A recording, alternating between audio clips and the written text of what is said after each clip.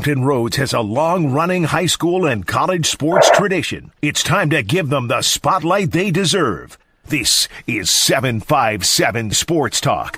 Here are Matt Hatfield and Coach Ed Young.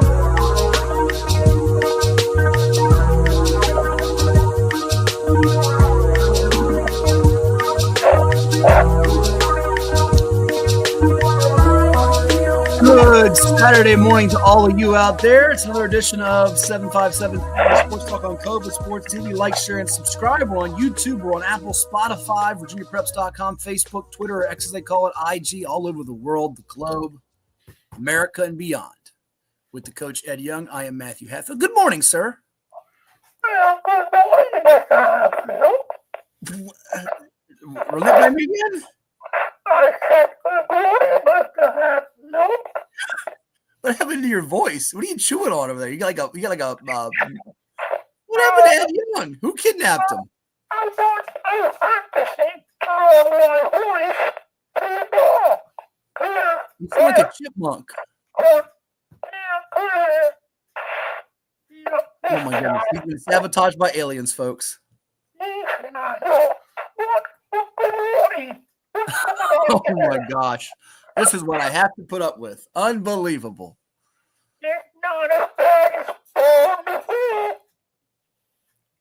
This is unbelievable. This is what I got to deal with. I got so much on my plate. Now I got this foolishness. This foolishness.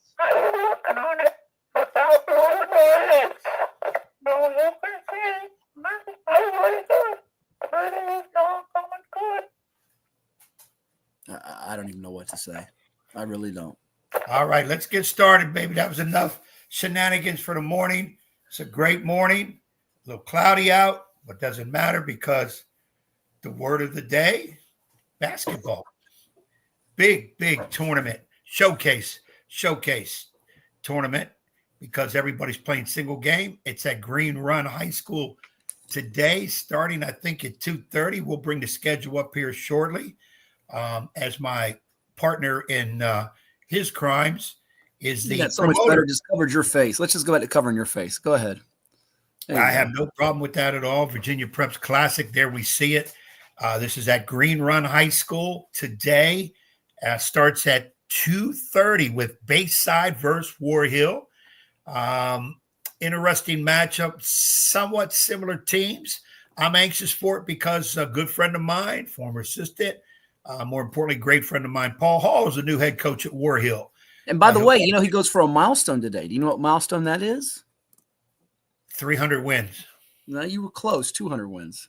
200. Okay, I'm rushing him. You're a good friend. You don't even know his milestones. Shows what a real trusty friend you are. Numbers is just another thing. And he'll go up against the veteran Martin Russ. Martin Russ been at Bayside. Dang. How many years Martin been at Bayside? That's a great question. He's been there, I think, since 2005-06. Give me one moment, I'll tell you. Yeah, I think go to the spreadsheet. Like 20. Go to the spreadsheet to get the verification of his length of tenure. I think he got there right before this is his 19th season at Bayside, so his first year was 06-07. Okay, so he came right after me at Nance River. Okay. Yeah. Well, we're looking at the other games there, as you people can see on the screen. 4 o'clock, Kempsville Chiefs under the rookie head coach, Trey Freeman. Mm-hmm. We remember him well as a player in the Virginia Preps Classic. Now, I got to ask the question. Well, I'm sorry, they're playing Norview. Of course, Rick Griffin is the head coach over there at Who is it? Wait, who? Rick Griffin? Who's Rick Griffin? Rick, give me Rick's last name. I can't Foster. remember. Call him Rick Griffin. Oh, he changed it. Name? No, he didn't change it. It's always been Foster. You changed it. He didn't change it. You changed it. Whatever. You got to get out and watch Rick coach. He's interesting in his conversations with the officials. Yeah, that's true. Now, this game brings up a question for me, and only you can answer it. Is Trey Freeman the first play in the Virginia Preps Classic and then later become a head coach to coach in the Classic? I think he is. See, Brendan Plummer didn't play in the Classic, but he coached in it, and he played at Booker T, and I covered him at Booker T. Interesting I'm just wondering that good. And because speaking of that, we've got some Virginia Preps Classic Fact or Fiction coming up later. because this thing now is in its 16th year, and I'm thinking this is a good time for people who have played in it to actually come back and coach. Trey's the one. First one comes to my mind, but then again, I don't know everybody who's coached in it or whoever who's all played in it. So, but that's what we're looking at. Continuing on the schedule, we've got Catholic versus Verina, a game that I'm interested in seeing all these. 5-1 Verina, 9-6 Catholic. Yeah, these are two powerhouses that have state on their minds. Not that the other teams don't, but I think these are two teams a little bit better chance of moving in. Previous mentioned. You got Ashton Walker, who signed with Radford for Catholic, and Verina's got a young man in Brian Mitchell, who if you're not familiar with Brian Mitchell, and I don't think you are, he's a sophomore that plays on the travel circuit for Boo Williams. But just recently here, a month ago, Mr. Mitchell had himself a day. And when we say a day, he ended up scoring 44 points in a win over Patriots. So he can fill it up, and he could threaten the event scoring record. We'll see. Okay, and then we're bringing in at 7 o'clock as we get into the illustrious evening games. The Morby Commodores under Darren Sanderlin will take on South Lakes. Now, first thing I'm thinking about South Lakes, state contender. Well, they won it last year. They won it last year. And they got the Michigan State signing, Mr. Scott. There's the one. Jordan Scott. You got to come see this kid play.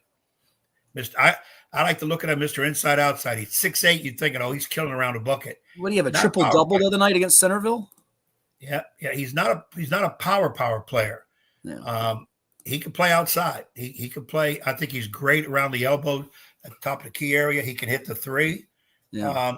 He's a By the way, I'm most looking forward to Mike Desmond, the coach at South Lakes, who was you talk about thrilled. He was thrilled to hear, thrilled beyond belief that you're going to be on the call for the game on CoVA Sports TV. And I've suggested he put you in a headlock either pre or post or during the game. So there you go. I hope he does just that. Remember, we said back in the summer they were hoping to crowd surf you if South Lakes won. So that's the plan. If South Lakes is to win, they're going to crowd surf you at Green Run, just toss you around.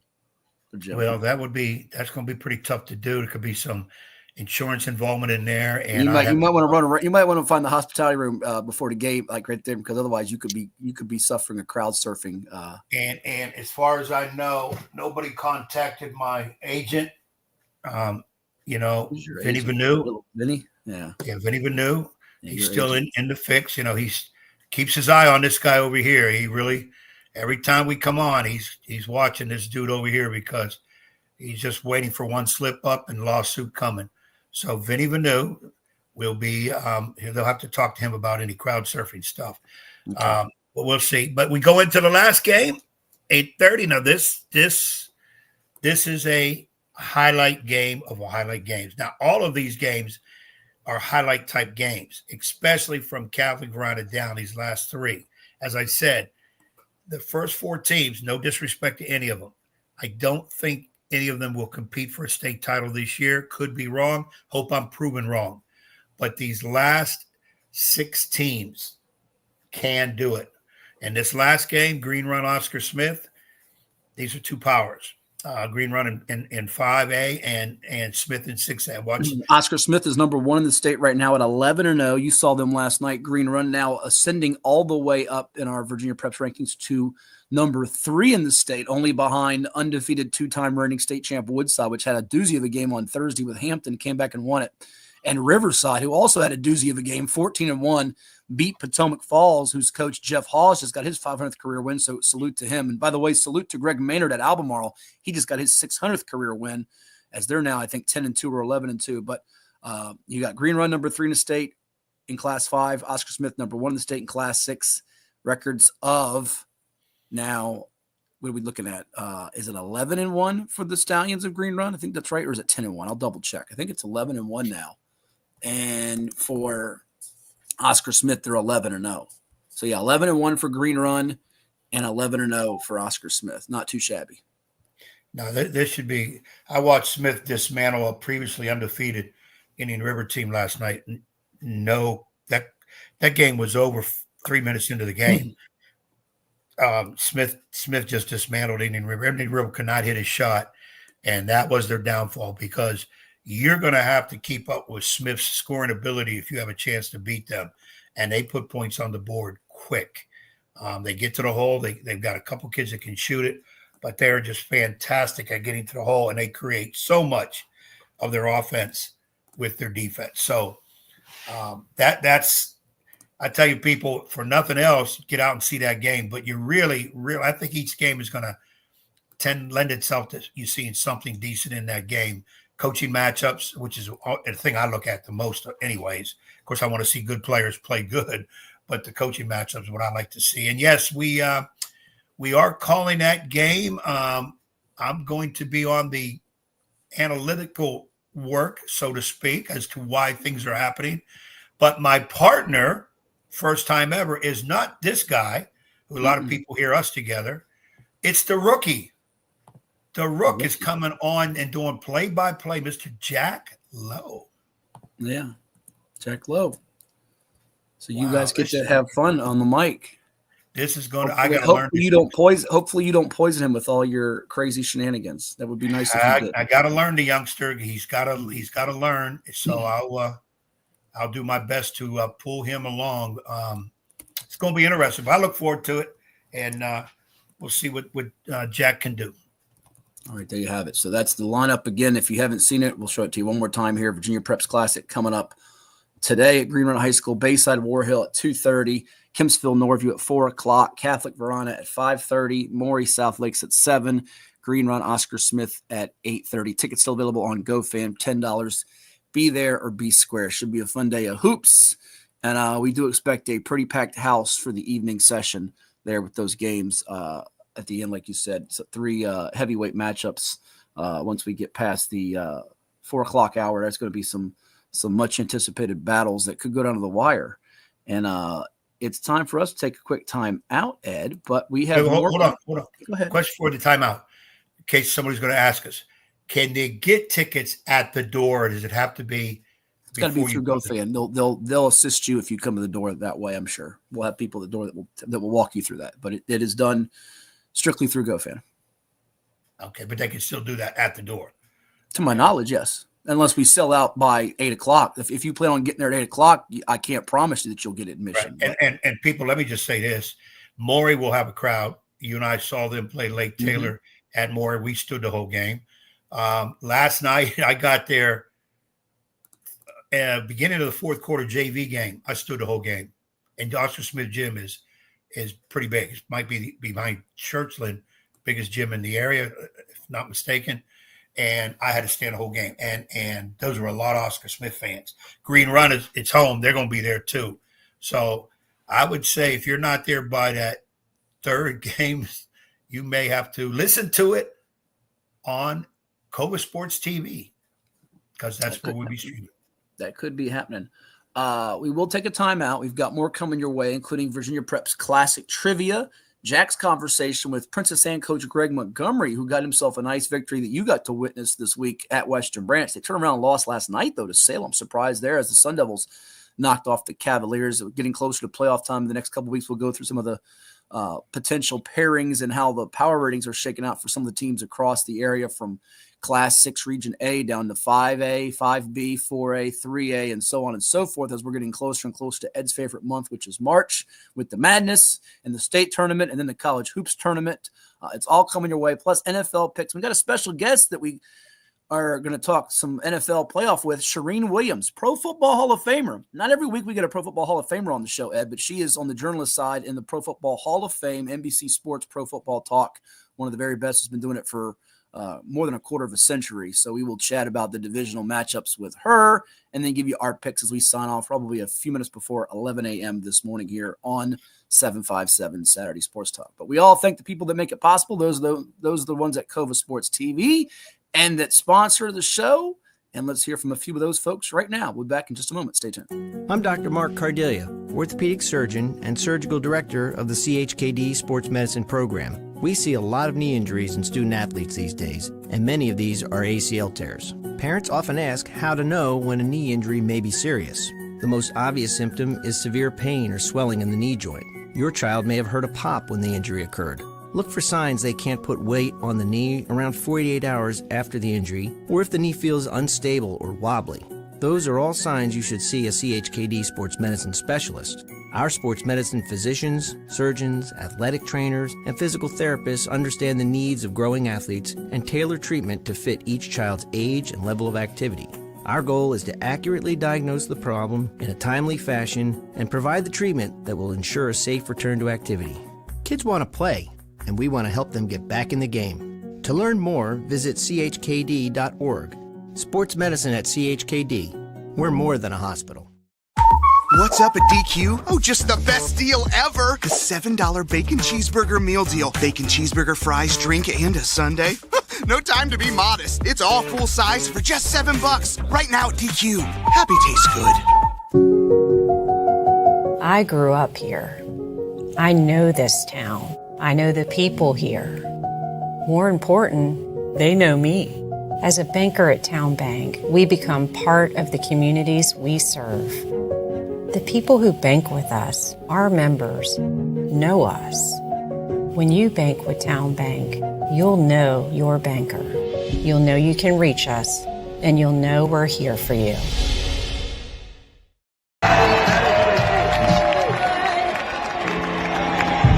That is pretty cool. Hey sister, it's really nice to meet ya. I just met this rocker, guy who's just my type. Like the way you speak here, Scotland's is peaking. Don't like his body, keep her love. I like what's like. He just passed through. No, I ain't been to MIA. I heard the Cali never rains, the New York's on the way. First let's see the West End. I'll show you tomorrow. Hampton Roads has a long-running high school and college sports tradition. It's time to give them the spotlight they deserve. This is 757 Sports Talk. Here are Matt Hatfield and Coach Ed Young. And we're back here on CoVA Sports TV. It's 757 Saturday Sports Talk here, and we always encourage you to interact with us. We're streaming on YouTube. Hit that like button, the share button, and most importantly, subscribe button.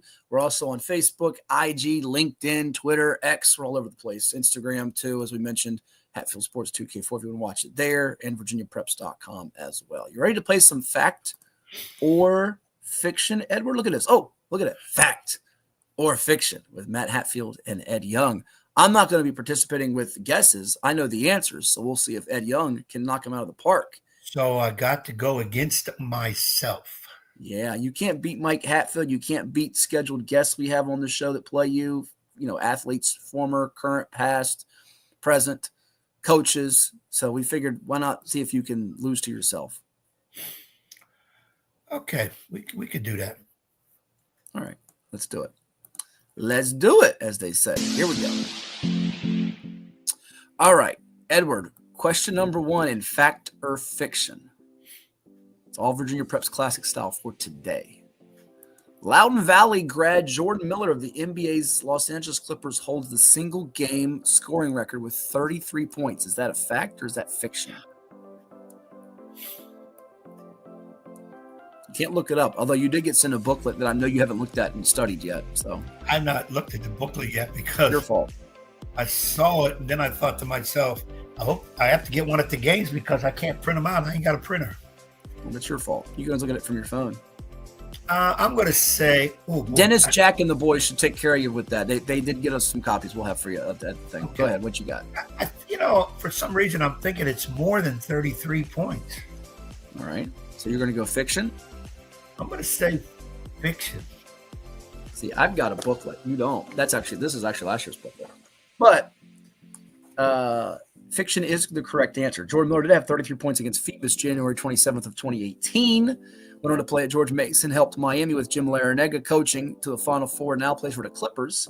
And it's getting a little bit of burn, a little bit of playing time for him. But the record is 38 points by Jalen Jordan of Lake Taylor High School against LC Bird in a win on January 13th of 2018 in a game that was played at Henrico High School. So there you have it. So can Jordan Scott drop 39 or more today? Is he the only guy that can do it? There might be somebody that can. He would be my first pick. Okay. He would be my first pick. And then I think there's some possibilities. But a lot of these teams play fairly well in sharing the ball. Mm-hmm. So I don't see one guy. Not that Southlake doesn't. It's just he can be that guy. It's just a lot of these teams share. You want to think on Oscar Smith, a Green Run kid, because those teams are very, very good. But those teams are well balanced. They get scoring from pretty much all 5 spots. True. By the way, do we know what Ed Young's career record is in the Virginia Preps Classic? I'm going to guess, because I always get screwed in the Classic.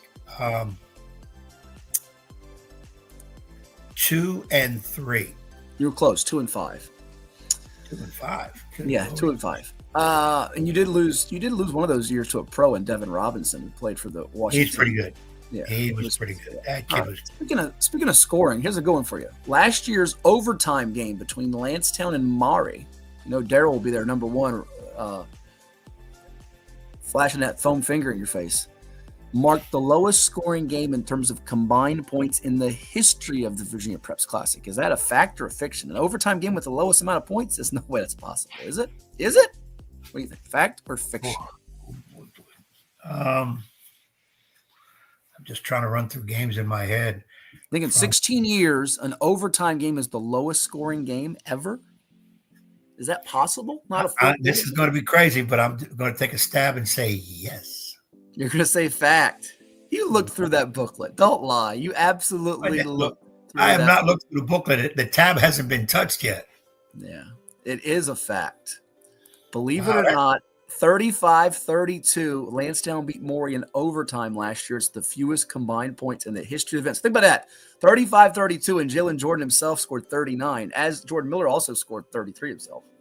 35-32 in overtime. Lowest scoring game in the history of the Classic. How about that?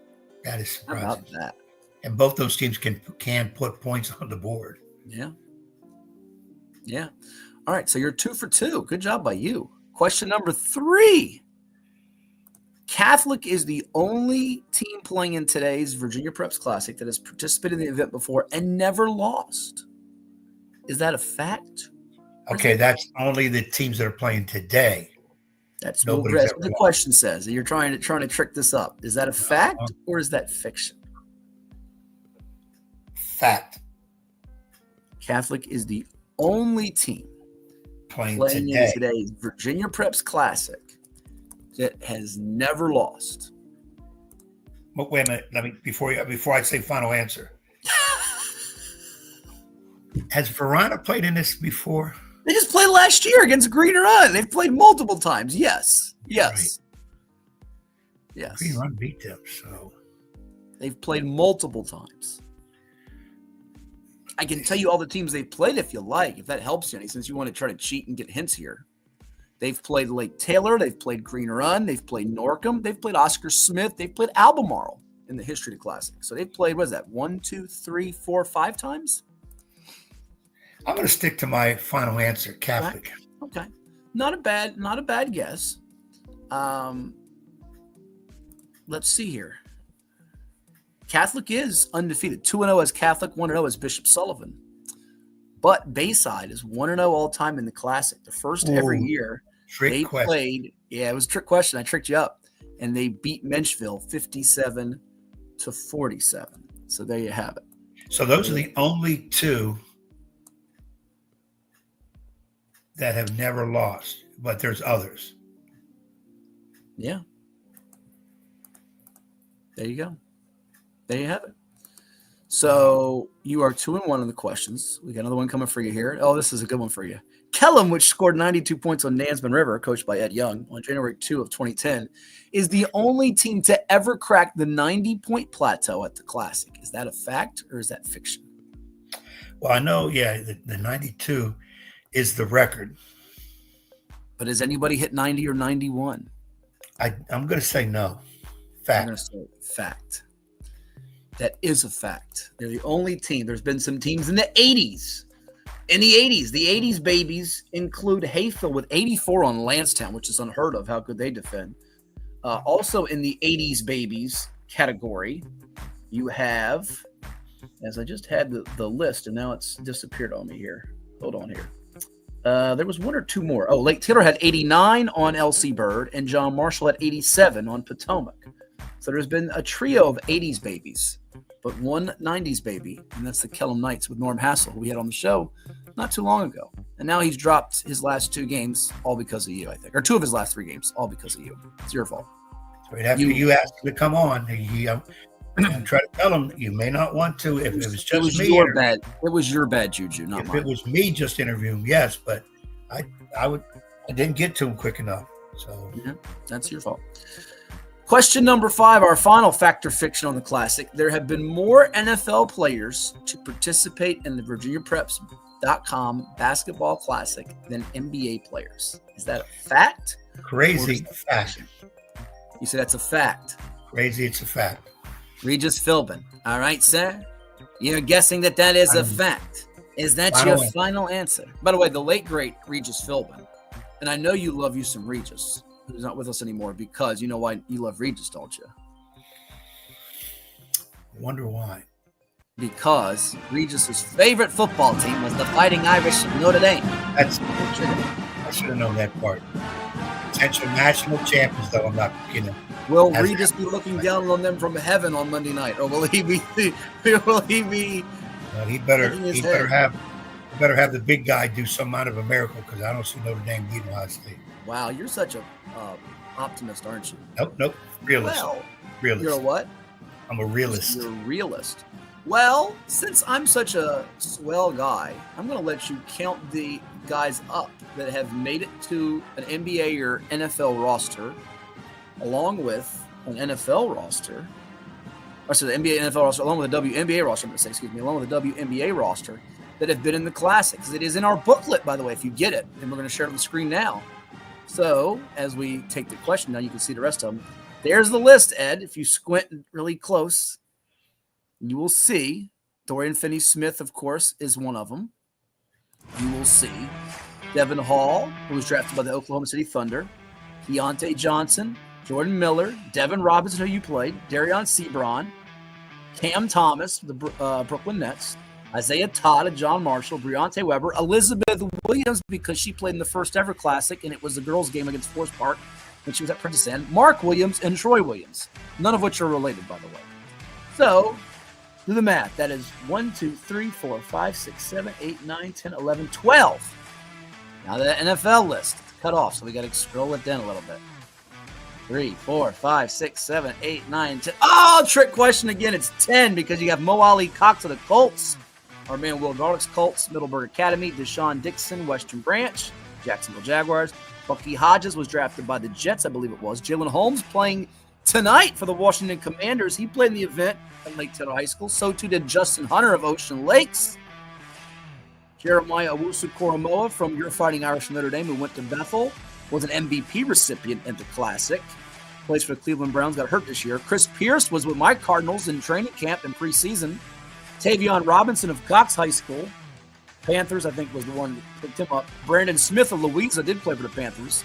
And Quentin Spain, the big boy from Petersburg, who played on the offensive line for a lot of years. There you have it. That's the list. So it's actually a trick question, and it is not a fact. It's fiction. I thought for that one, I felt real confident with it, that there'd be more NFL players in there. I forgot you had the girls' game that first year. Elizabeth Williams, one of the best ever.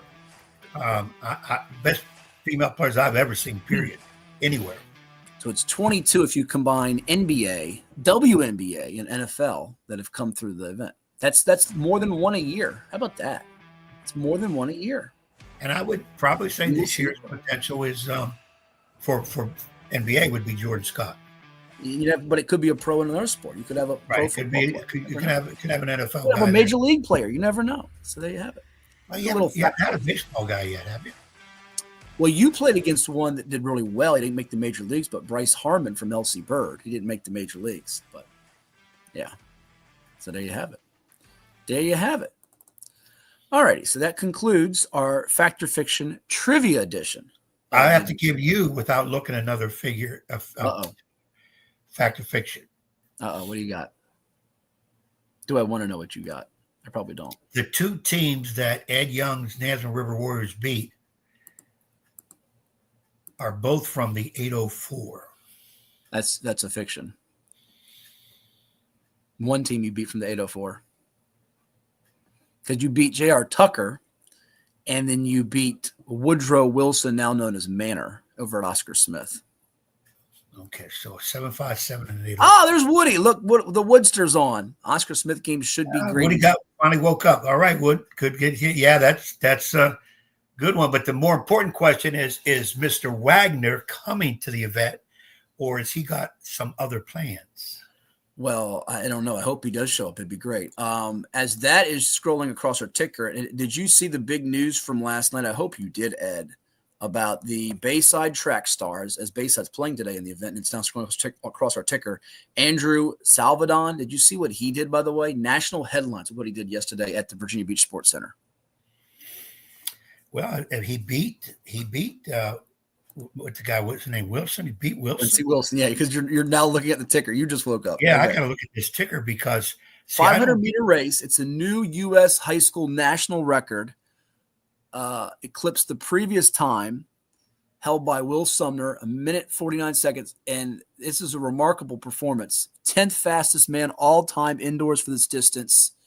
And this is fantastic. He's going to South Carolina, by the way, is Andrew Salvadon. So kudos to him. We're going to effort getting Andrew on the program, probably maybe next week, I'm thinking, or soon. I think he might be still back at the Sports Center. That event's going on, that Virginia Showcase, the whole weekend. I think it's today and Sunday as well as yesterday.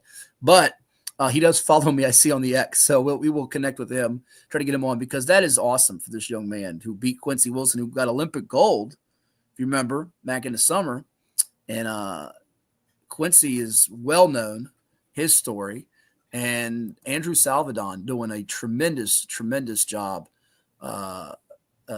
with their track and field for Bayside, and he's got a bright future ahead of him. There you go. Woodrow says he will be there. I hope he comes up to you and puts you in a headlock if no, Woody's not of the violent nature. You try to advocate violence for no reason. Advocate violence. I'm the chill guy that never causes issues. Hey, look who's watching this morning on Facebook. Trey Freeman will be coaching. Hey, Trey, yeah. I'm looking forward to watching him tonight with his Kempsville Chiefs out there. And Trey, it's as far as we know, you're the first player and later to become coach in the Virginia Preps Classic. So good job. It just means you're getting old. That's all that really means. And I do forgive you for trying to make every bucket against me back in the day when you were a kid. You were a kid back then. You didn't understand. You don't do things against the old man, but I understand if you didn't, Norm would probably have you running extra laps. Sweep the leg, no mercy. Dan Malloy jumping in. Before we go to break here, too, John Marshall, really that good. They're playing some tough teams this weekend, I believe. John Marshall plays tough people all the time. Their schedule's like the SEC. They play, they go anywhere, any and everywhere. They play an SEC schedule. If you remember, I don't know what he probably has heard. Ty said that he'd rather have his squad Marshall play a national schedule than, quote, just the Richmond area, the district. And with the type of team he has, I was going to use another word, but I won't. I understand that. He would get nothing out of just playing his district games. So he's got to play his district games. By the way, he really tries to get national level type teams in his and he does try to play a lot of games here in the 757. Yeah. As we head to break, John Marshall's played in the event 8 times. What's their record in the Virginia Preps Classic? Since you 8-0 and averaging. Nope, not 8-0, not 8-0. They've been beaten more than once in the Classic. That's why they won't come anymore. That's not why they won't come. I think they won their last time they were in it, by the way. No, Ty told me. I didn't remember. The last time they were in it, last time they were in it, they beat Oscar Smith. That was the last time they were in it. And then the time before that, they beat Lansdowne. The time before that, they beat Potomac. So they're on a 3-game winning streak in the Classic. What are you talking about? Who have they lost to? Well, that's part of this question. Why I'm going to give it to you. Do you want to take a second stab at it without stabbing me? Please don't do that. I know Ty would, because Ty said he will not stab me. He likes me. Go ahead. He might stab you for some of the things you say. Words he used, but he said, "I bet you Hatfield is responsible for these officials." I said, "Ty, in all honesty, between me and you, yes." Why do you make up things like this? Some people don't know your type of humor or type of. Well, that's not humor. pretty much fact. No, they don't understand your ways, and they think that you're speaking truth, and you're not speaking truth right now. I've never lied. They are 6-2 in the Classic. They beat Kickitan in 2010. They lost in overtime to Cape Henry in Green Runs Gymnasium, by the way. That was Aaron Hutton hitting a 3 to force overtime, and then they lost in the OT. They beat Lancetown in 2015. That was a game on TV that you called, by the way, on HRSN with John Laser at Virginia Wesleyan. You remember calling that with Greg Jones, the big dog, going off. And our man George Krieger, producer, saying he said, I don't know how good all these kids are, but I'll buy some stock in Greg Jones, which was one of the funniest lines the whole weekend. He was great. He was spot on. 2016, they beat Blue Ridge in overtime, 70-69. That was at J.R. Tucker's Gymnasium in Richmond. They beat Potomac, lost to Hampton at Virginia Wesleyan, beat Lancetown at Oscar Smith, and they beat Oscar Smith at Churchland. So they've played in, I think, all the different venues we've had at, by the way, which is to a credit to Ty and then to do that. And they're 6-2, not 8-0. So there you go. Lost to the Crabbers of Hampton High and lost to the Dolphins of Cape Henry. And that Hampton game now brings back, that was a battle. Yeah, it was. Isaiah Todd, I think, was a freshman then, and that was Jalen Ray, Marquise Godwin, and Mustadi Pitt. That was a battle. I remember that. That game had some heat. Had some heat. So there you have it. Marshall's playing Gwynn Park. Okay.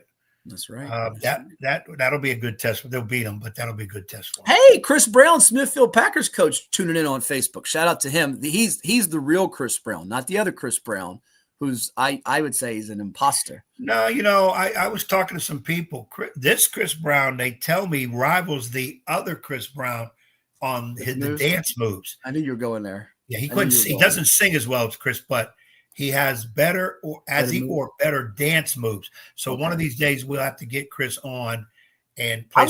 I want to get Chris on with Keith. I want him to have Keith on with him, the loyal Packer We've fan been looking himself. for Keith for over a year now. Looking for Keith. He hasn't come on since the radio days, and people have been asking me about him. By the way, kudos to his Packers last night, a winner to move to 10-4, 83-34 with the York Falcons. Merlin Lance, 18 points. Jaden Wiggins, 12. Jamison Shipman with 10. And we were impressed. We had his interview, of course, from the Hampton High Showcase when they were able to beat Kickitan pretty soundly. They could be dangerous in Region 4A. I don't think they're the favorite, but I don't know that you want to play them if you're the favorite or a team in any bracket. They could make it very, very dangerous for you. So, yeah.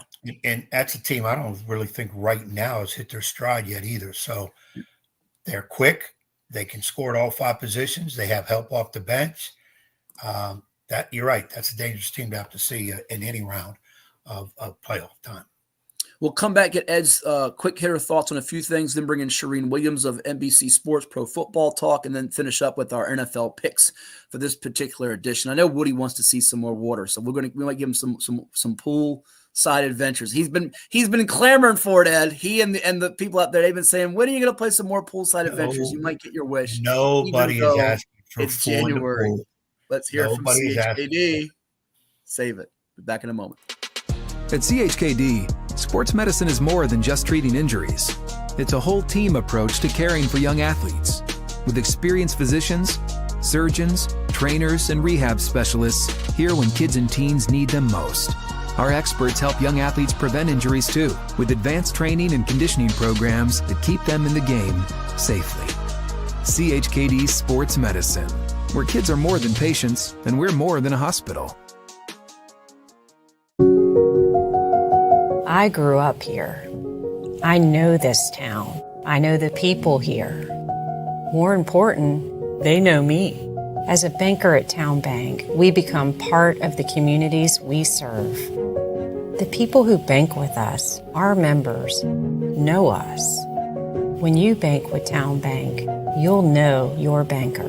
You'll know you can reach us, and you'll know we're here for you. Well, it's everybody's favorite time of year again. Time to prepare to make your annual donation to that infernal revenue service. And if you're like me, you need help. Help to keep that donation as small as possible. So get off your W-2 and call John Maynard at John's Tax Service. 455-6763. What makes a life a good one? Is it our adventures? Or the friends we find along the way? Is it the challenges we conquer together? Maybe it's the people's lives we touch every single day. So, what makes a life a good one? You'll have to figure that one out for yourself.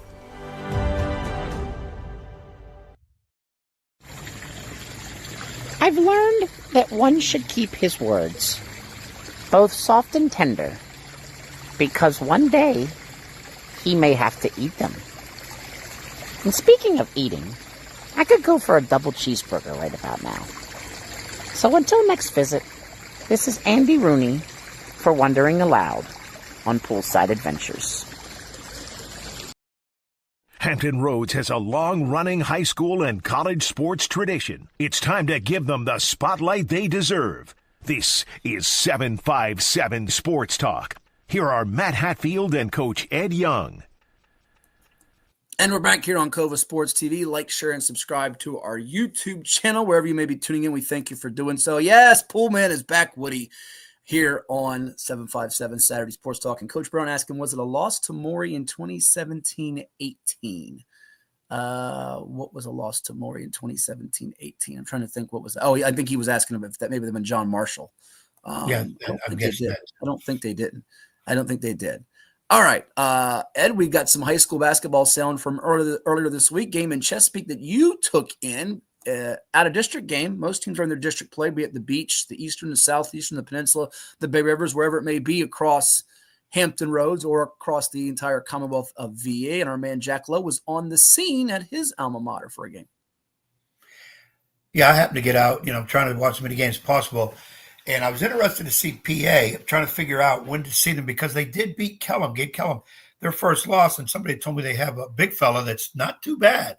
And then I happened to look at the schedule and I saw, wait a minute, they're at Western Branch. That's not that far of a trip. So that's why I went there to see those people play. And, of course, Jack was there too, and he did it as a report. So let's see what Jack had to say when he talked to the rookie head coach, former great player for Princess Anne, great college player too, if I'm not mistaken, Virginia Wesleyan, Greg Montgomery. Let's see what the youngster, the rookie, Jack Lowe, had to say with the other rookie head coach, Greg Montgomery. All right, I'm here with Coach Montgomery after Princess Anne's victory over Western Branch. Coach, you have the big win over Kellum last Friday, and now you get a nice win over Western Branch. Just how is the tide turning so well for Princess Anne, and what's going so right? We got a young group, so we're kind of just starting to click a little bit, man. We got some guys that haven't played together before. It took us some games to kind of get rolling a little bit, but we're just starting to really learn each other and build off of some of our early losses. Yeah, you guys came out the gate really hot. I think a 10-3 run, maybe even better than that. Just what kind of was the game plan starting out the game, and what went so well early? Well, they were playing us man. Teams that play us man, I think we're pretty comfortable there. So we got some stuff that we ran, and we executed early, and we popped some wide open shots, and we got some guys that can make some shots. And then as opposed to that, the middle 16, I'd say the second quarter and the third quarter, you guys kind of slipped away. Western Branch got some good runs going. Then the fourth quarter was all Princess Anne. What kind of adjustments did you make going into the fourth quarter and the timeouts and stuff to try and get your team back on track and getting the run that you had late? It was all defensive, man. We went on a little stretch, like you said, in the second and third quarter where we really weren't guarding, keeping guys in front. We just had to overhelp, and they were making shots. I don't know, they might have hit 7 or 8 of them in a row, threes. So the tides definitely turned. But we ended up locking in the fourth quarter and getting some stops. We just got to keep guys in front. Yep, and finally, a lot of Beach District games coming up. This is kind of closing out. We get to that second half of the season where it's a lot of big games coming up for the playoff push as well. Sure. What do you tell your guys to push through these big games and hope we have a good finish? Man, we just got to keep having good game plans. We're going to keep preparing. We're going to keep watching film and, knowing everything about the teams that we're playing. And, it's going to be a war. A bunch of teams, I already seen some scores, some guys that lost, and they're going to be ready to get wins. So Beach District play is going to get tough, but, we're going to continue to prepare, trying to stay healthy, and, hopefully we can keep making some shots. All right, so that was Princess Anne head basketball coach Greg Montgomery after his team's triumph over the Western Branch Bruins earlier this week. They did take an L last night to the Salem Sun Devils. It is CoVA Sports TV and 757 Saturday Sports Talk. Your thoughts on the game, because you were there, I was not. And people think I'm lying when I say this. Ed Young has been to more games in person than I have. Now, I've watched I know I've watched more than you have online because I take in a ton of games on film through Huddle and NFHS Network. But you have been to more games than I have in person this particular season, which may be the first. because you're usually coaching. Your thoughts on what Coach Montgomery had to say in the game that you took in this week in Chesapeake?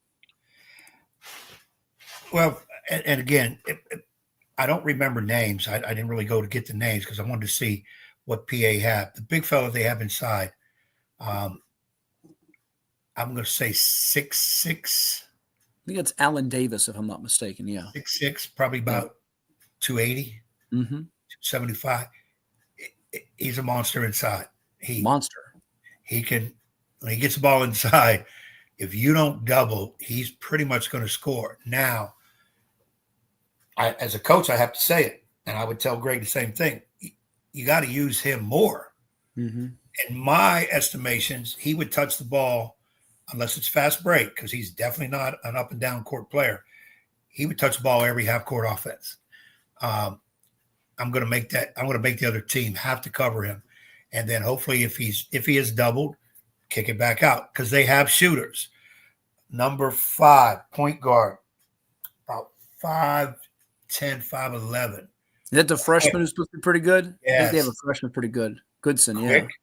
He hit the first couple bombs of the game, really set the tone. And he's, for a freshman, he's pretty good. He's pretty good. The rest of their guys are, from what I've seen, are still trying to maybe fill their roles. They're a team that I could see them up and down.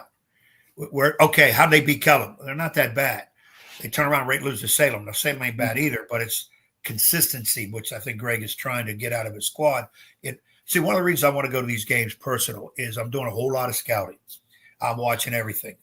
And I'm really watching coaches, and I'm watching coaches interact with their team in huddles from when the minute they call timeout, if in fact they did call timeout, and to what happens in the timeout. I'm trying to re-educate myself because I plan on getting back on that sideline with somebody, hopefully as soon as next year. And I'm trying to see where I stand in all this. And I could see Greg in possessions trying to get his team to, hey, look, we were doing this, and all of a sudden you did everything else that puts the other team, Western Branch, back in the game because Western Branch has shooters. Western Branch started out the game horrific shooting. This really hurt them because they were not. It was the type of shots where when they missed them, everybody's looking at each other like, what's going on? Totally discombobulated. They hadn't played in a while, and PA was getting it and taking off, boom, boom, layup. And that hurt them. They got behind early, and they got close. They even took a lead later, but they could not hold on to it because they ran out of gas. But PA, I think the other thing with PA too is he's got some youngsters off the bench, and they only had 4 guys dressed on the bench. So really got to get in terms of developing his bench, his younger kids coming off that bench, and they look to be younger kids. So they're going to have to do that to be able to stand toe-to-toe with the Lansdowns, the Green Runs, and I'll still leave Kellum up there, even though they already beat Kellum, and they beat them pretty good in the Beach District. Of course, we don't worry about district play so much to win the district. It's region. It's all about region, and it's all about getting wins. You got to get wins so you can get into your regional playoff. But I'm impressed with Greg and his coaching abilities over there at PA. And Charles Thomas over there at Western Branch, it's one of them years that I talked with assistant Brandon Newsom, one of my former players. They just can't get everybody on the same page at the same time in their games. I think they lost to Nansemond River last night. I think they're only like 3-6, 3-7. Took some losses up there in Western Albemarle for that holiday tournament. I thought they would be at the very least 500 right now. They're a little bit under that. But again, it's trying to get some guys to play roles that they didn't play last year. And I've seen Western Branch play a couple times, and this will look good at one moment, like the offense, they're clicking or hitting, and they're not stopping anybody. And then defense isn't bad, but they're not hitting shots, which puts more pressure on your defense, which the ability to break down if you're a young team happens quickly. Because to play defense, you really got to be zoned in and focus on it. And most high school kids are more apt to play good defense when they are scoring/winning, and they're the ones maybe getting the points. Then those kids really start playing defense. Those things aren't happening. It's a little harder to get those kids to really buy into defense. Yeah, it can be. Hey, I've got a big surprise for you. Are you ready for a big surprise? I know you love surprises. If it's a good surprise, yes. Like the other night, I went to the Old Dominion game and I walked in, showed my whatever, and a lady cop, excuse me, are you Coach Young? I got a little nervous. I would too. I said, depends. If he's wanted, I might be able to help you find him. If he's not wanted, we can talk. She started laughing.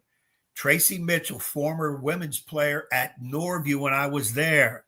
A very, very good player, very underrated player, tremendous inside player. Now, I think Sheriff's Department, she had the uniform on the back. And when she said, Coach, you're Coach Young, and when she had her hand on her gun, I said, there's nothing I've done that constitutes being shot. I don't know about that. Speaking of Tracy, we now bring her on the show because she has some charges. Thank you, Tracy. Come on. No, I'm playing. Go ahead. Continue. Go ahead. But, yeah, that was worried. So surprises of that nature scare me a little bit. Even though I know I've never done nothing, so why would I be worried about? How about this surprise? Look who's with us on YouTube now.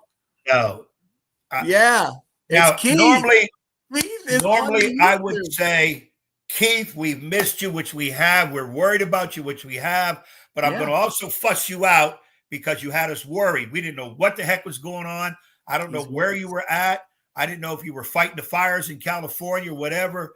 No. You're here, and we're glad you finally found us. We got off the radio side of things, came into this podcast business, and it's been great, except we really, really have missed you, and we are glad you're here, Keith. We're going to effort. Thanks to our buddy Derek, who helped show him out.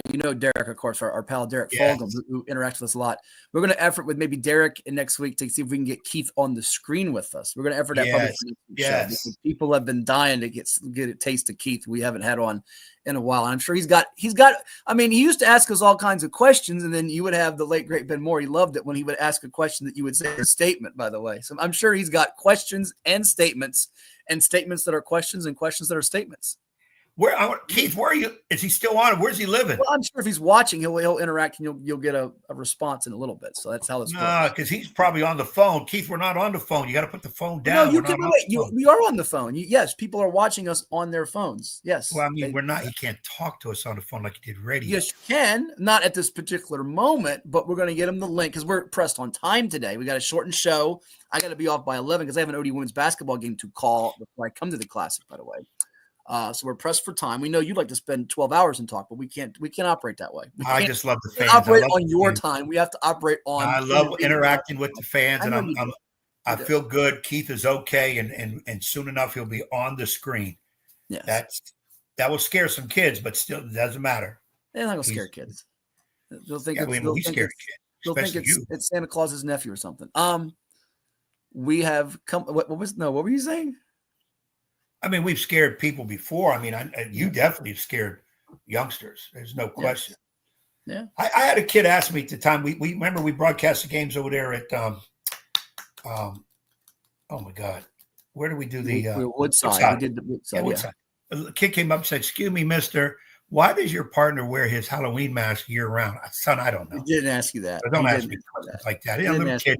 He kept coming up to me and he hit me like this. It's not true. Your partner wear his Halloween mask? He didn't do that. That's a lie. I mean, that is a lie. Kids are inquisitive, and Woodrow's right. The Lady Monarchs are playing well. Come on out today, Alumni Day, if you want, before the Virginia Preps Classic. You can get a full slate of basketball and the Monarchs are too. He's absolutely right. Mike Jones's team was tied for first place before their loss of the night, but the ladies, Delisha Milton-Jones, the Hall of Famer, has them rolling. Game out of first behind James Madison. Got those two meetings coming up in February. We play at 1 o'clock. I say we because I'm the broadcaster for ODU women's basketball today against Texas State coming in. Senator Ray Antoine does a good job with her squad taking on the Lady Monarchs. And then at 3:30, the ODU men in action against Georgia Southern, part of a double dip of hoops on Alumni Day. All the alums coming back. And a little birdie told me, a little rumor is that the great Marianne Stanley is supposed to be in attendance today, Ed.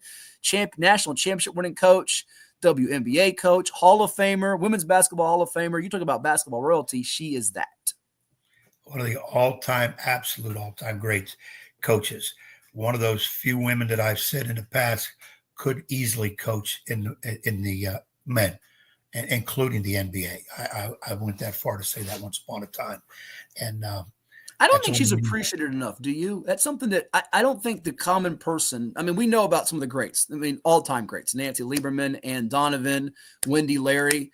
I don't know that Marianne Stanley has gotten the flowers fully that she deserves for all that she's done for the game and for that school fully. And I don't mean that in a disparaging way. I think we take it for granted how great she's been. So that's my point. I think on a national level, no. Old Dominion, this area, absolutely. I think the older folk from older. I'm saying I don't think the current generation understands. We get into a whole nother problem. Current generation, some of our younger fans, the problem with them is, and I don't want this to sound negative, they'll think basketball started in 2000 or 1998. They don't really go back and understand. I'm sure you heard about the guy that shot his buddy because they got into a LeBron Michael Jordan argument. What are we doing? Like, what are we doing? Really? Yeah, really? But Marianne Stanley is definitely one of the great. In my opinion, Old Dominion lore, she's the best ever, hands down. Period. I know they've had some great coach, Wendy Larry. I get all that, but I'm just saying right now in my mind, Marianne, that's how good she is. But we don't talk about her with Tara, Vanderveer from Stanford, Gino Auriemma, Dawn Staley, who just got a nice contract from South Carolina, $4 million a year, but incentives that can make it $25 million. Wow. Mm-hmm. Marianne Stanley never made that kind of money. No. But yes, WNBA Coach of the Year, by the way, in 2002 with the Mystics. She did at the pro level. Yeah. Very good. Old Dominion women's basketball history, in my opinion, is on par with history of any college team in the country ever.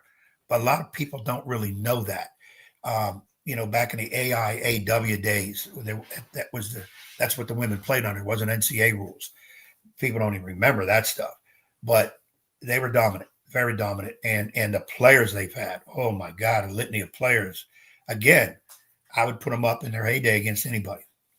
Coming up next, we're going to talk with Charean Williams, she of NBC Sports and Pro Football Talk, to discuss the NFL Divisional Round playoff games coming your way today and tomorrow. You got today the matchup around 4:30, I think it is, with the Chiefs and the Texans. The night matchup, all folks all around the East Coast are looking forward to this one, especially in our neck of the woods. The Commanders, led by Jaden Daniels, taking on the Detroit Lions and Dan Campbell's boys. Then Sunday, the matchups, Eagles hosting the Rams and the Bills-Ravens in Buffalo. Could be snowing. We kept the snow away today, thank God. We told Ed, no more snow. Don't talk about snow, because every time you open your mouth about snow, insert foot. There will be no snow today.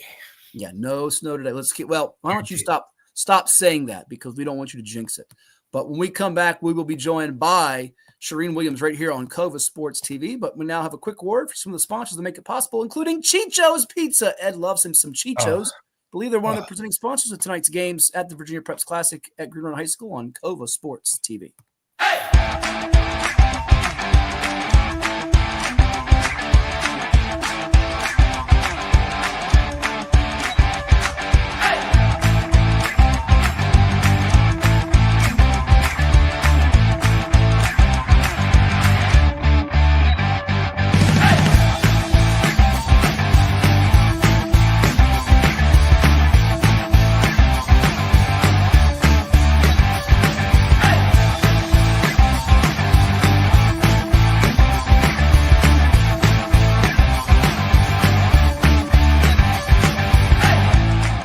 Get ready for a season of thrills and excitement. Virginia Beach United invites you to experience the adrenaline of USL League 2 Pro Soccer.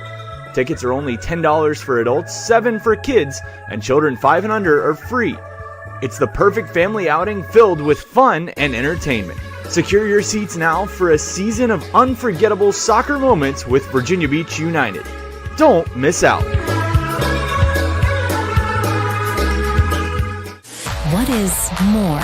Is it more reps, more strength, more stamina? We say it's all of that, but it's greater than just what's in the mirror. It's about improving your mental and physical health. More is a feeling of achievement, fulfillment, confidence. It's looking better, feeling better, being better, and it's our mission to get you there, because here, you are more. One Life Fitness.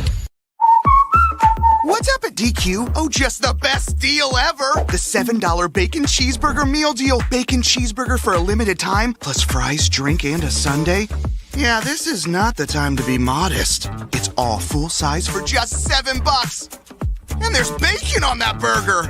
The $7 bacon cheeseburger meal deal. Now for a limited time on the $7 meal deal lineup. Only at DQ. Happy tastes good.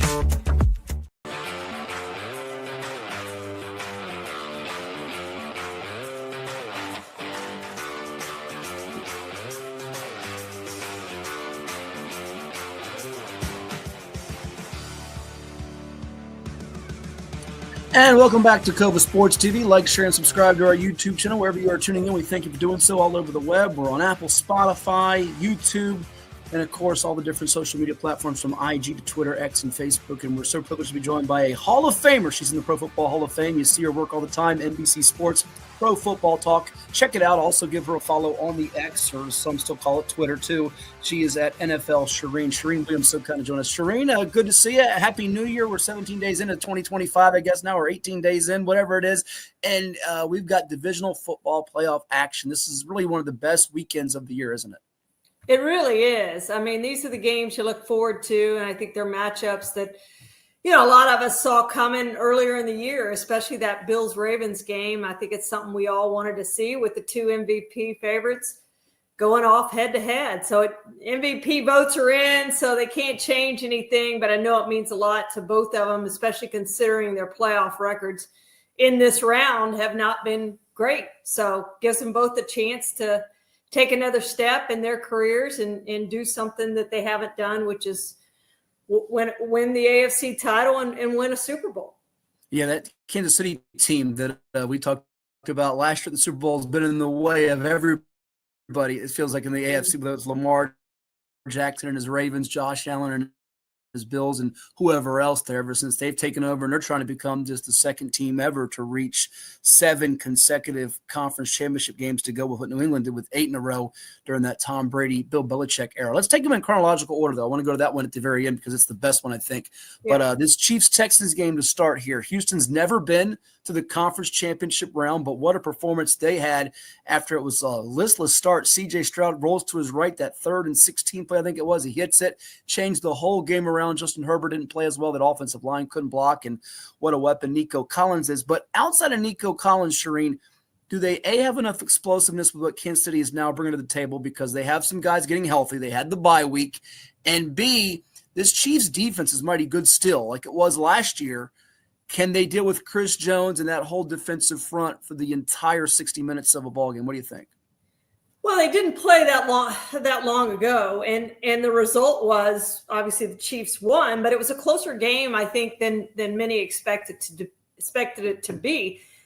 My worry for the Chiefs is they've been off over 3 weeks now. They played, their starters have, because they didn't play Week 18. So they haven't played a meaningful game, and I'm just not sure that you can duplicate game readiness with what you do in practice. You can't do it, which is why when we see teams open up the season sometimes who haven't played in the preseason and they're not crisp. And I think this could be the case with this Chiefs team, just not crisp. You look at how long it's been. Chris Jones ended the season with an injury, how long it's been since he's played. So, I do have some questions there about the Chiefs. That's my only question. To your point, this is the best Chiefs defense that we've seen on these particular teams, on the Patrick Mahomes era. This Chiefs defense has won them games this year. They are very, very good. They are very underrated. They are very underappreciated, probably everywhere except in Kansas City for what they've done this season. They're going to carry this team. And we all know Patrick Mahomes is Patrick Mahomes, but this defense is legit good. And, I understand most Super Bowl champions have a good defense. They don't just get there with the quarterback, and it's been that way with the Chiefs. But I just think this Chiefs defense is special. Texans defense, though, played really well last week. So this could be a low-scoring game. I don't know what the over-under is, but whatever it is, I think it would probably go under in this game. I do expect the Chiefs to win, as everyone does.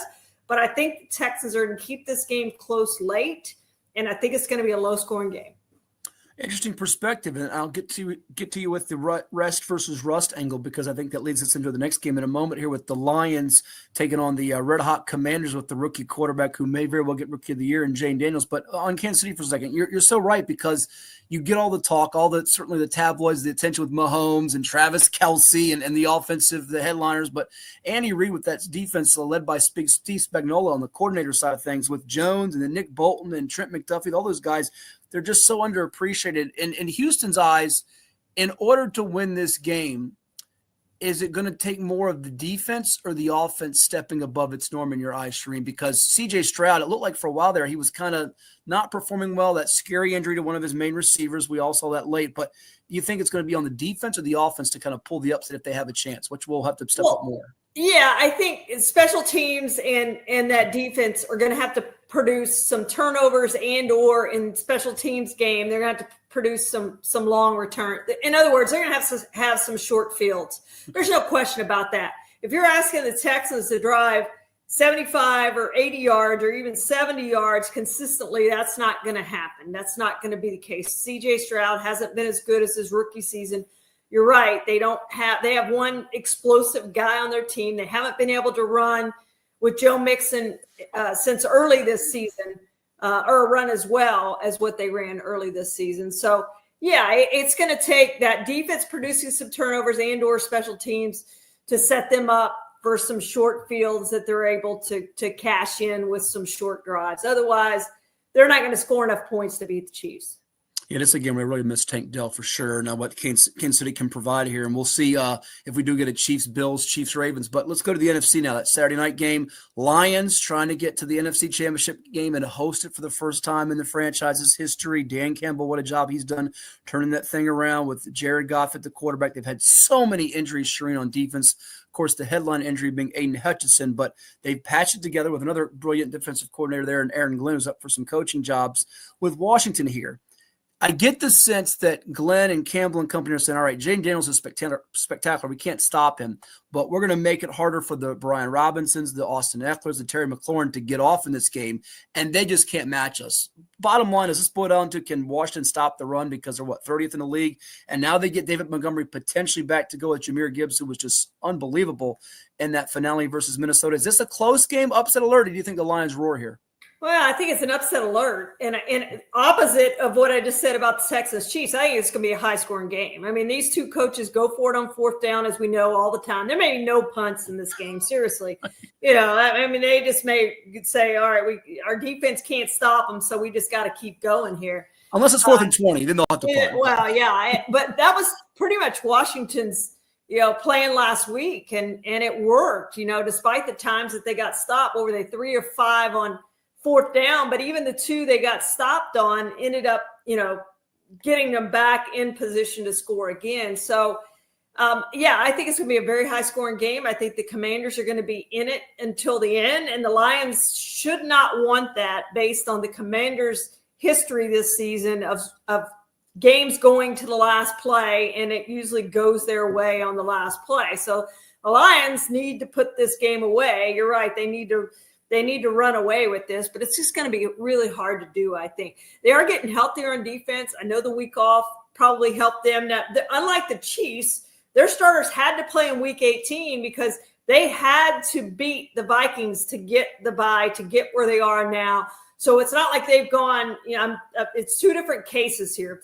The Chiefs didn't play their starters in Week 18, so they haven't played a meaningful game since, and they had the Christmas Day game. So it's been a long time since they've played a really meaningful game, where the Lions played that meaningful game in Week 18. So I think they're going to be ready to go. But the Commanders, man, they're hot. They may be the hottest team in football right now. So high scoring game. Again, whatever the over under is, I don't know what it is, but I'm taking the over in this one. No, you're sure with the inside here. Before we move to the Sunday games, Charean, I'm going to follow up with this. So it does feel like it could be close because Washington's played in so many of them. It is their 3rd road game in a row. Detroit had 7 wins by 7 or less, but they've escaped a couple times, including that one on Thanksgiving Day against the Bears, the poor clock management. And I go back to that Texans game with the Lions where Goff had the interceptions and they still won. If it's 4th quarter and it's tight, are you worried at all about Jared Goff in this spot, that he could maybe make a mistake or 2 and Washington can capitalize, or do you feel like they have confidence he can pull through for them? Well, they certainly have confidence in him, but yeah, I would be a little concerned if I'm a Lions fan about that scenario taking place. I mean, we've just seen Jaden Daniels do it so many times this year in the fourth quarter, in the final 2 minutes on the last play.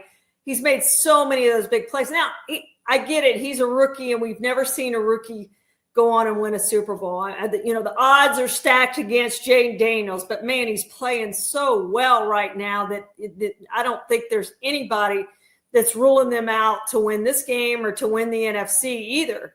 I think they've got a chance to do that, but he is going to have to play very, very well in this game. He can't turn the ball over. The Washington can't turn the ball over against the Lions. If they do, that's going to be disastrous. And you know what? Dane Campbell is right. This is going to be the loudest atmosphere that the Commanders have played in.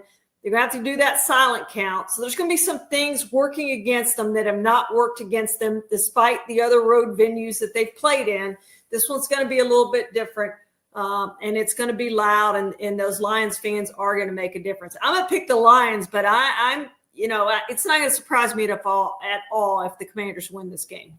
All right, good deal. Charean Williams, our guest here on CoVA Sports TV, 757 Saturday Sports Talk. Like, share, and subscribe. Check out her work on Pro Football Talk, NBC Sports, and give her a follow on the X or the Twitter, if you still call it that, of course, at Charean NFL. Charean, the Sunday matchup in the NFC, it's the 3 o'clock Eastern NBC game with the Eagles and the Rams in Philly. It's supposed to be cold. There could be some snow elements for both Philadelphia and Buffalo hosting their games. The injury to Nakobe Dean at linebacker, is this much to make of a big deal here? Maybe not until the next week if they're advancing. In your thought, that's part one of the question. Part two, is this a football game with all these talented receivers and the quarterbacks and the skill players? I get the sense it's going to be decided by the trench play, the offensive and defensive lines, the way the Rams just totally took apart the Vikings line. And then Philadelphia's O-line is mighty, mighty strong. They have a good pass rush. What do you think? Is this a line game, or will skill guys decide it? Yeah, with the weather being what it is, we know Matthew Stafford's history in cold weather is not great.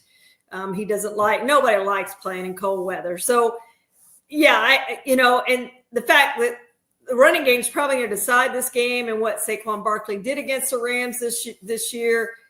I don't know that this game is going to be real close. I agree with you. I think it's going to be one in the trenches. I think it's going to be one with the running game. And if you're going to pick a running game, of course, you're picking the Eagles running game in this football game. So the Rams are going to have to be able to throw the ball in the cold, catch the ball in the cold, do some things that they didn't have to do last week, obviously playing at home. So it's going to be a little bit different for them. Nakobe Dean, the Eagles are going to miss him. There's no question about that. The question is, how much are they going to miss him? And we're going to find that out. But you're right. It may be the next week before we truly find that out. I do think the Eagles win this one because of their running game, because of that offensive line, because of that front seven, even without Nakobe Dean. I think all those things point toward the Eagles winning this game. Now, if the Rams, if they can pass the ball, if they're able to do that in the cold weather and the nastiness that it's supposed to be, then they've got a chance. But I think it's going to come down to the run game. And why would you pick against Saquon Barkley? Yeah, I won't do it. And, of course, they got a guy from our neck of the woods in the 757 area code on that defensive front, too, to go with Jalen Carter and company and Josh Sweat, who started at Oscar Smith High School here in Chesapeake. And I feel like this is no disrespect to the Rams, but had the Packers been healthy, that could have been an even scarier game. That might have been like if you were to look the seeds there a few weeks ago, you would have thought Green Bay would be a higher seed the way they were playing than the Rams, who got hot, of course, and Sean McVay's a terrific coach with those receivers led by Cooper Kupp and Puka Nacua, but it does feel like it's a tricky matchup. The West Coast team going to the East for the snow here. How about this fascinating one, Charean? It feels like it's the best game on the board, hands down. Ravens and Bills. I think if they played 10 times, they might split 5-5. A lot of pressure on these magnificent quarterbacks and Josh Allen and Lamar Jackson. But I'm really intrigued by, I want to get your thought on how do the Bills go about stopping this run game and the options that the Ravens have with both Jackson keeping it, Derrick Henry running it. Do they just sell all out and say, we're going to load the box completely and make you throw? Or is that too dangerous, even with the situation that the Ravens have where one of their wide receivers, who is very, very talented in Zay Flowers, is not expected at this moment to play? We'll see come Sunday, but what's your feeling? Will the Bills just load the box up? And what matchup intrigues you the most? Is it that or something else? Yeah, it's probably that. And, I don't know that they can, but that's going to be the way to do it. They are going to have to load up the box. There's no question about that, and try to stop that run game of Lamar Jackson. and Derrick Henry. And it's really a hard thing to do. But, this is going to be the coldest game that Lamar's ever played in. He's only played in 3 games that were below 32 in his career, played in one that was 32, and that was last week. So he's 3-1 in those games, never played anything under 27 degrees. So it's going to be different for him. And I don't care what he says, it's different. And he's not wearing a glove. So I don't know how much they're going to be able to pass. Not having Zay Flowers, who's doubtful, who we don't expect to play, as you said. And B, just the fact of how cold it's going to be. I think this is going to be a run game. I do think the Bills are going to have to load up to stop that run. On the other side, it's going to be the same thing. The Ravens are going to have to do the same thing. I mean, it's not like, Josh Allen can't run, because he certainly can run. But I think that's going to be the key for both teams, is how well they run the ball. Again, it's sort of like what we were talking, the game in the trenches. This is going to be real similar to that, because both of these sites in Philadelphia and Buffalo probably aren't going to be real conducive to passing the football. It's not going to be real conducive to kicking field goals, all those things. I mean, the ground's going to be hard. It's going to be cold. That football is going to be hard. All those things that we know happen in the cold weather. And all 4 of those teams are going to have to overcome that. Now, the Ravens obviously play in the cold. They just haven't played in cold quite like this. I mean, the game time temperature kickoff is supposed to be 12 degrees. The feels like temperature somewhere between 2 and -2. It's going to be brutal. So it's going to be who does better in the cold, handles the cold better, who can run the ball better. And of course, we like the Ravens run game, but I'm going to pick the Bills because they're at home. I think they're more used to this type of cold. The Ravens play in the cold, but not like this. This is just different. This is a different kind of cold we're talking about. This is amazing, Charean. I think we agree on all 4 games. We did not plan this or talk this out beforehand. I've got Lions. I've got Chiefs. I've got Eagles. I've got the Bills. I told someone this week I think it's going to be like a field goal game, 20-17, 24-21. Would not be surprised if Baltimore won. And I think the winner of this game can, not saying they will, but can win the Super Bowl, no question about it. I do feel like one of the 2 Saturday games, I'm not sure which one. One will be a nail-biter. One will turn into a blowout, even though it might not be a blowout to the end there. On the last part on this Ravens-Bills, and we'll finish up with a big picture overview, and I want to get a couple quick hitters as we let you run here on the coaching insight with what's going on, because you have some great insight and perspective which people can follow on Pro Football Talk, NBC Sports. I was telling someone today, too, that the kickers, these are 2 kickers that are very capable, but they've been a little shaky, both in Bass's case for Buffalo and Justin Tucker, who's a future Hall of Famer, but he missed a couple big ones in that Philadelphia game. Will the kicking game decide as potentially in your eyes, A, and then B, and we've got some wonderful tight ends in this game, maybe 3 the best you have. And we talk so much about Kelsey with KC and Kittle with San Francisco and others, with Kincaid and Knox for Buffalo and Mark Andrews for Baltimore. But the defenses here, Baltimore's has gotten a lot better with Kyle Hamilton playing a deep safety. The Bills getting healthier from their first matchup. Do you feel like that first matchup has any psychological or mental edge for, say, a Baltimore winning it, maybe Buffalo for motivation? Do you throw that out the window? And what do you think about the kickers there? Well, I don't know you throw it out the window, but obviously, they're going to have to do some different things than what they did the first time. And so, yeah, it's motivation. There's no question about that. But if you need motivation in this game, that you're probably not going to have it. The only way I think the kickers decide this is if one of them misses an extra point or a field goal or something like that. I don't know that you're going to be able to kick many long kicks in this game. And I don't know there's going to be many field goals kicked in this game, period. So I don't know that the kicking game is going to be that big of a deal. I do think it's going to be a big deal on extra points. Like, you better make your extra points because if you miss an extra point, then you're chasing points the rest of the way. And one thing I'll point out, you said we picked the same teams. If you notice, we picked all the home teams. Generally, when you pick the home teams, you're going to come out ahead. You're going to be better than 50%. That's what I told somebody last week. I said, just pick the home teams. You go straight across and pick the home teams. You're going to get most of them right. What do we have? One road team, I think, last week that won. And then you and I have picked all the home teams this week. So we're going to come out better than 50% more than likely, because the home teams usually win these games and win these playoff games. It's really hard to win on the road in the postseason. Last one on the games, and we'll finish up off season here. We thank you so much for the time here. Is there a best Super Bowl dream matchup for you? Mine tends to be, and I'm a Cardinals guy, so they've been out of it for a long while here. So it seems to be a Bills-Lions, because both franchises have never had that opportunity to hoist it. Is that for you, or is it something else? What do you think? No, I was going to say Bills Lions for the exact same reason. Now, I grew up in the Houston area. I grew up a Cowboys fan, but I grew up in the Houston area. So I'd love to see the Texans that was my preseason pick, was the Lions over the Texans in the Super Bowl. I would love to see that happen. All of us, none of us, however you want to phrase it, think that the Texans are going to get there. I wouldn't certainly put any money on them to get there. I don't think that's going to happen. But Bills obviously have a legit chance to get there. So for me, it would be Detroit against Buffalo in the Super Bowl. One of those teams gets their first Super Bowl title. I think that would just be really cool. So yeah, that's the two teams I hope go as well, just to see a team that hasn't been there win it all. Yeah, it'd be a fun one for Hasn't sure. won it all. Yeah. Yeah, no doubt, because the Bills had those 4 heartbreakers. Really the first one was the heartbreaker with the Norwood wide right, and Bruce Smith from our area, big presence on those teams. Get you on this one, Charean. You had some great tweets this week about this, because you are in that Texas area with Dallas and Houston, and you have some great insight and connections to what the Cowboys and Texans do. There's so much talk about what is Jerry Jones going to do with his football coach, Deion Sanders. You brought up the buyout situation. Give me kind of your thought here as we let you get ready to roll here on the coaching situations, the Cowboys, the Raiders, other job openings. How do you think this stuff is all going to shake out in the next few weeks? And do you have any real gut feel on what's the best job out there? Who's the best coaching candidate out there? Because there are some jobs, the Jets as well, that people say, oh, it's not a great job. This could be a good job. What's your feeling and perspective? And there's still some other guys that haven't been talked about as much as candidates, like, say, a Pete Carroll. Yeah, there's 2 coaches that I really like who I would hire, and that's Ben Johnson and Pete Carroll. Now, Pete Carroll is 72 years old, so it's going to be, he's not going to coach for the next 10 years for you, probably.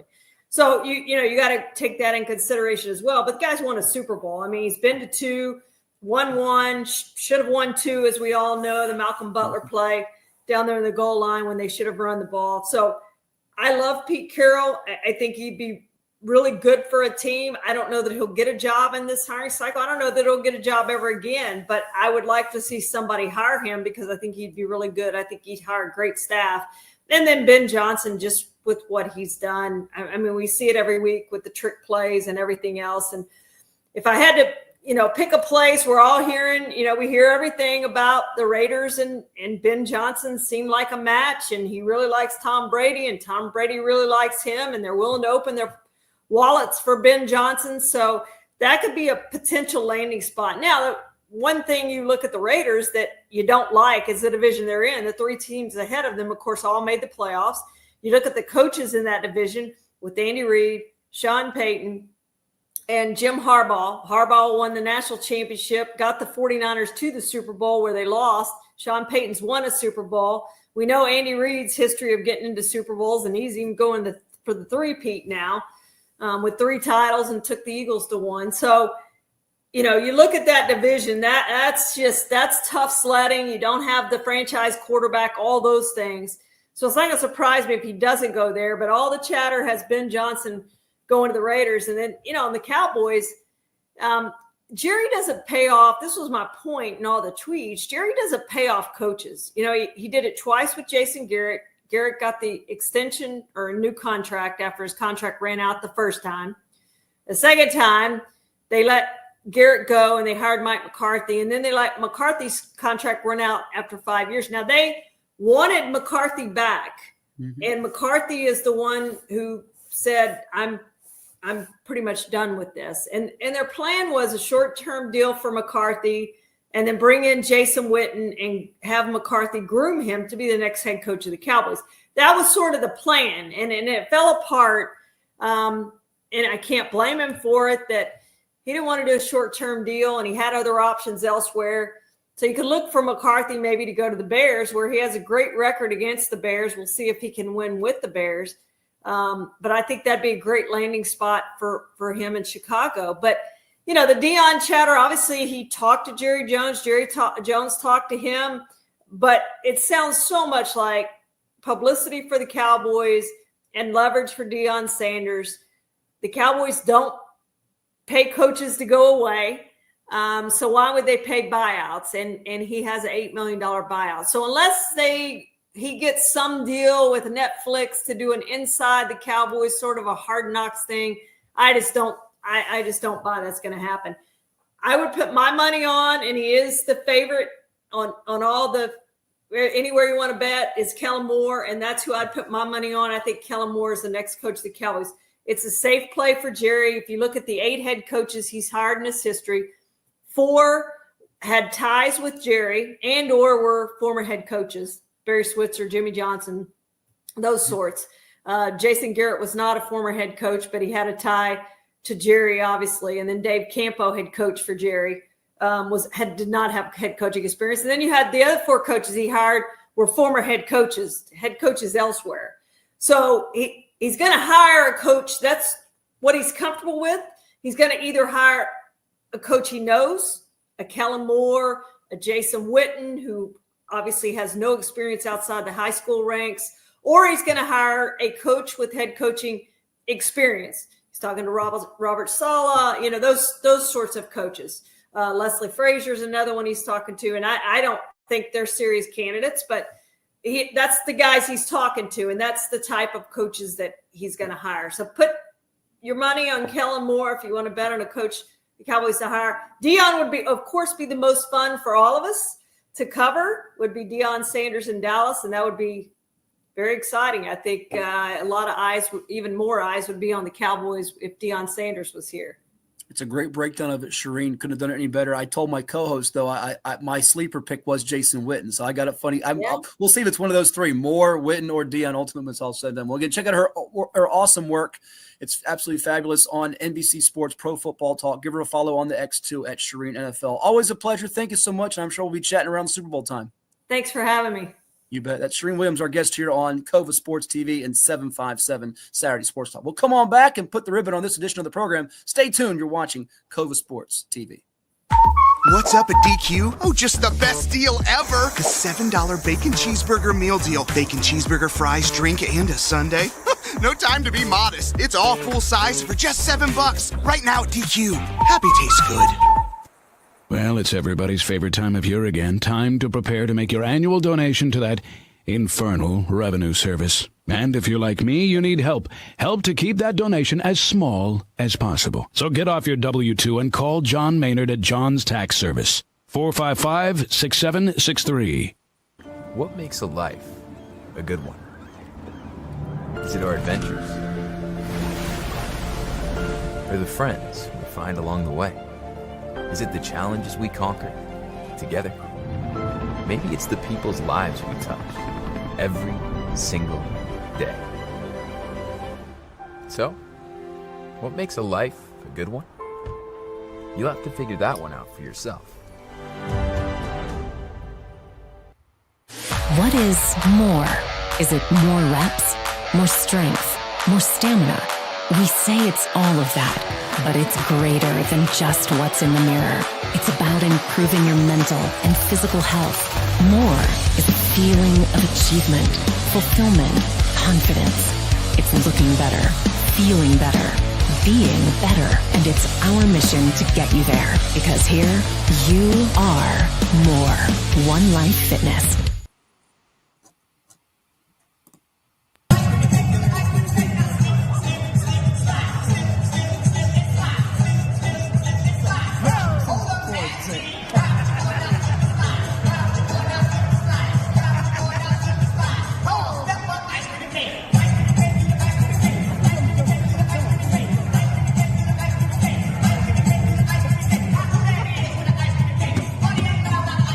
Hampton Roads has a long-running high school and college sports tradition. It's time to give them the spotlight they deserve. This is 757 Sports Talk.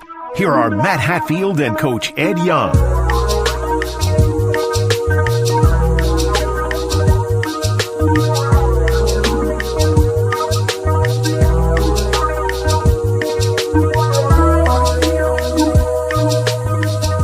Don't you just love ice cream and cake?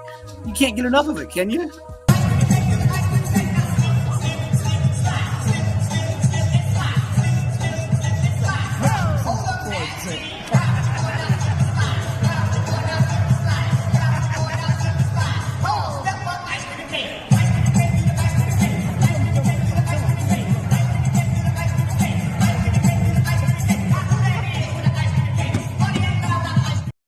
All right, you're unmuted now. You can talk. Go ahead. Turn that. Don't play that again. It's You're not like in my Gabe towards contract. it. You're like my No. guy towards it. Put that in full in the pool. Put all that mess aside. You know, I can almost, because some of our listeners like it, full in the pool. But that right there, oh my God. In fact, I was at the Old Dominion Appalachian State men's game. I've had 4 people come up to me and before they said hi, hey, what's up with your partner doing ice cream and cake? And all I said was, I don't control that. I have nothing to do with that. I don't know if he had an edible. I don't know if I did not have an edible. That's Chris Russo. Don't get me confused with Mad Dog. I didn't know if he had a headache. No. He lost it for a second. I said, I pointed over there. I said, I see Wood Seelig over there. Go over. He's the AD. Talk to him. I said, we don't want to get him fired, but he can never do that again, because that was hard to watch. That was hard to watch. And again, I throw it out to the people, if anybody out there still listening, as the morning's moving on, Hatfield ice cream and cake, yes or no? Hatfield. They loved it. They loved it. They're giving it 2 thumbs up, like Siskel and Ebert. 2 thumbs up, not 1, 2. The only thing that I'd want to see with ice cream and cake and you is somebody to, and if I can do it, I would do it. Would do for charity. Ice cream in one hand, cake in the other. I bring them together right on your face. Would be. I knew you were going there with that. Tremendous. I knew you were going there with that. Great for charity, but you wouldn't do it because you don't care about charity. I understand, but that was hard to watch and listen. It was. I mean, I don't want to upset your day. That was bad. Hold on, we got something. Hold on, we got to. Pearls of wisdom. One thing about you two is you never shut up. If you listen to you guys, there's always pearls of wisdom coming out of them ruby lips somewhere, and it's the way it's supposed to be. That's the way it's supposed to be. Let's get to some football picks for the league where they play for pay. All right, it's time. Here we go, Ed. Round 2 NFL picks. Yep. Didn't I go 3-0 last week? Oh, no, you didn't. But I'm glad you asked, what did you do? Because, of course, regular season, Bruce Pearl was the winner, Mustangs Maestro, over you and me. Wild card round. Let's see him. Oh, look who's back on top. The guy who's supposed to be on top. 2-1 for yours truly. Bills minus 8.5. I was nervous early, but they came through against the Broncos. Under 43.5 with the Ravens and the Steelers. That was beautiful. No points in the fourth quarter. Stuck on 42. Phew. Hold that on for dear life. Lost on the Chargers minus 3. I agree with you guys. Why I listen to you guys, I have no earthly idea. You, by the way, had Washington hail to the commies, the Commanders, the W. Got it done. Plus the 3 went out right against the Bucks. You also lost on the Chargers, and you lost on over 45.5 Packers and Eagles. 22-10 Philly. Bruce lost on the Chargers, lost on the Bucks minus 3. You put a checker on a checker there with him. But he went on Philadelphia minus the 4.5. So here's Bruce's picks for the divisional round. He's got the Chiefs laying the 8.5. He's got the Eagles laying the 6.5, and he's going with the Bills. Nobody circles the wagons like them. You heard Charean Williams' analysis earlier, Ed. I get to go first with you head-to-head. And here is my pick to start things off. First selection, I do believe that we're going to get one of the 2 games to be a blowout in the early or the Saturday window. I'm just debating on which one is it going to be between Washington and Detroit. But in saying that, I look at the total, and it's a high total, but it's a high total for a reason. Why? Because these are lethal offenses, especially in Detroit's case. Washington can be explosive and high octane and put up some points behind Mr. Daniels. But I also think the Lions can run it down their throat. Give me it's a gamble, over 55.5. A little worried if that's the blowout and it's one-sided. I don't think Detroit will be stopped. The question is going to be, can the Commanders hold up their end of the bargain? I think they will. I think this game could be 40-21, 41-28, 42-27, 35-30, something like that. I'll take the over in the Lions and the Commies for game number 1. Your 2 picks? Go ahead, sir. I'm going to go to Buffalo, only in my mind, because I'm not sitting in that crazy cold 0 weather. Who wants to? Yeah. But I don't think because of the weather, even though these are potent offenses, 51.5 is a lot. I'll say 50 and less. I don't see 51.5 unless they just don't tackle because it's too cold to hit and they just let each other score. May the most points win. So That's I'm what going the fans Buffalo. want. I'm going under 51.5. All right. What's your second pick? Second pick, oh boy, I know a lot of Commie fans around here. I think the Lions win, and I do think they cover. I think they beat them by cover. It's 9.5 right now, so it's better than 10 or 10.5. That's a key number. It's under the 10. So you like the 9.5. Yeah, I think it is a lot, and a lot of people are going for Washington just for that reason, at least cover. I'm going to go out on the limb and be one of the 19%ers saying the Lions win and cover. I'm sorry, Commanders fans. I love what you guys are doing. I love Jaden Daniels, but it's not your time. It's Detroit's time. Like we said with Charean, I think it's time for us to get a Bills-Lions Super Bowl. It really is. That would be a lot of fun. But it would be semi-neat if you had to suffer through a bad beat. Let's say the Lions are up in this game. We'll call it 42-26, and they score. I'm sorry, the Commanders score, and they go for 2 and end up losing the game 42-34, and you lose by a point and a half. That would be kind of funny. That would be kind of funny. I ain't gonna lie. Kind of funny. You wouldn't think it's funny, but I think it's funny. All right, next two for me. You know, that Philadelphia Rams is a big number. I just don't think the Rams will function well in this game, unfortunately. And I've not been an Eagles guy all year long, but give me Philly minus the 6.5 to get it done against the Rams. And I'm going to stick with my boy Bruce on this one. He led me wrong last week, but I think everybody and their brother's picking the Ravens. I like the Bills in this game. They're at home. Allen hasn't lost at home. I think the weather will affect Baltimore. No Zay Flowers.